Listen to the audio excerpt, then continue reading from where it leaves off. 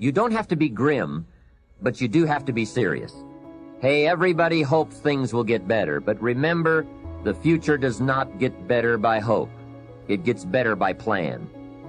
And hope unaided by clear plans can finally become an illness. There's a Bible phrase that says, hope long delayed makes the heart sick. It's a sickness. I used to have the illness known as passive hope. It's bad. And there's one that is even worse, and that is called happy hope. That is really bad. The man is 50, and he's broke, and he's still smiling. That's bad. So get serious. Make plans. Put them on paper. My suggestion from experience. There's a phrase from the Bible that goes, without dreams and vision, we perish.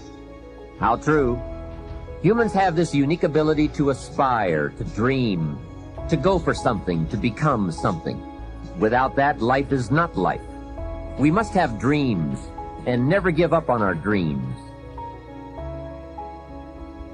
I'd like to share a few ways your use of time are affected by or influence the achievement of your goals. Have you ever thought that without some very clear written goals, you never even need to consider managing your time? Time essentials come from objectives well defined. Time can't be critical if objectives aren't defined. Now you might be one of those uniquely fortunate individuals who can keep all their objectives and purposes clearly defined in their minds and operate from that. But I wouldn't take the chance. Write your goals down and set careful priorities. Sometimes priorities are determined by the season. For a farmer in springtime, the season dictates his most important activities. During the spring, a farmer must work around the clock, burn the midnight oil, and keep the equipment running because he has only this small window of time for the planting of his crops.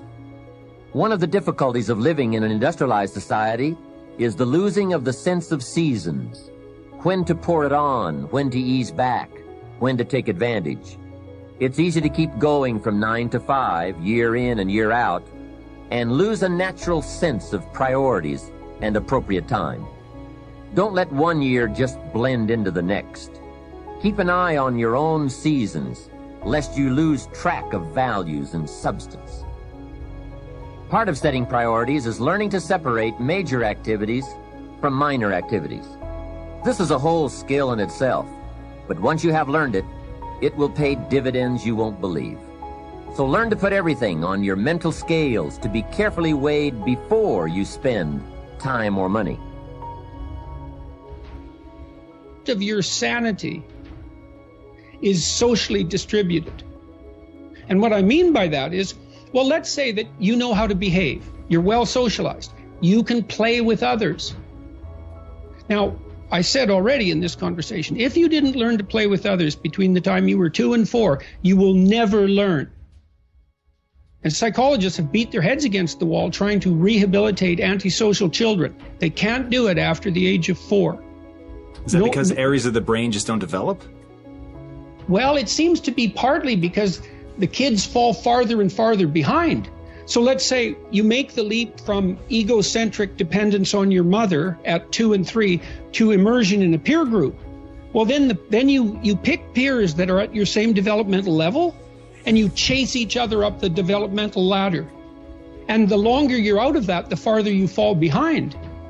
And so, kids, 5-year-old kids might come across another 5-year-old kid who tends to cry too much if they don't get their way. And they'll say, we don't want to play with the baby. And what they're saying is, we have to find someone who's at our developmental level, shares our developmental horizon, so that we can mutually scaffold our further development. Now, they're not going to say that, obviously, but that's the situation. And kids test each other out when they first meet. So do adults. Game. Can you play? Are you playing at the same level as me? I'm playing my game at the level that will further my development. Can you play along with me? If not, well, maybe you're lower in status and I can pull you up as a mentor. Maybe you're higher in status and I can learn from you. But if you're a peer, we can play together.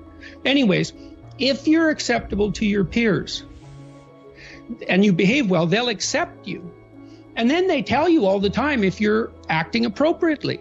You know, if your jokes are funny, if you're dominating the conversation, if you're bringing something of value to the table. And all you have to do is pay attention to the social cues, and you'll keep yourself regulated. And at the end of the day, you're going to get what you focus on. They're both true. This is both the most amazing time that's ever happened, ever in recorded history. And yet real things that are terrifying are also happening. But where you put your energy, where you put your attention, where you put your focus is going to determine what you see. And that is the most fascinating and the most important thing you have to understand about the way that your mind works. You get what you focus on. If you focus on the things that are bad, they will become real. They will become exaggerated. They will begin to monopolize your thoughts. You'll see them everywhere.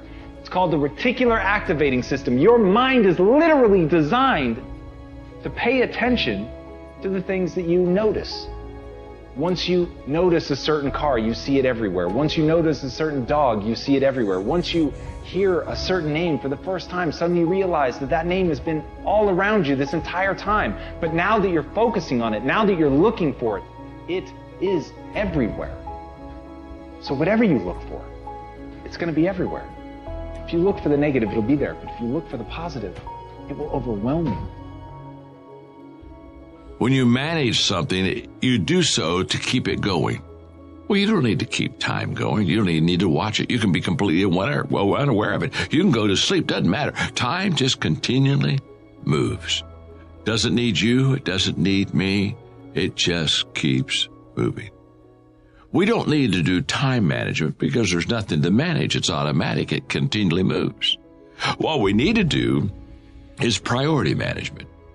With the time that is continually slipping away from us, we need to manage our priorities to maximize the time we have. So don't manage your time, maximize your time.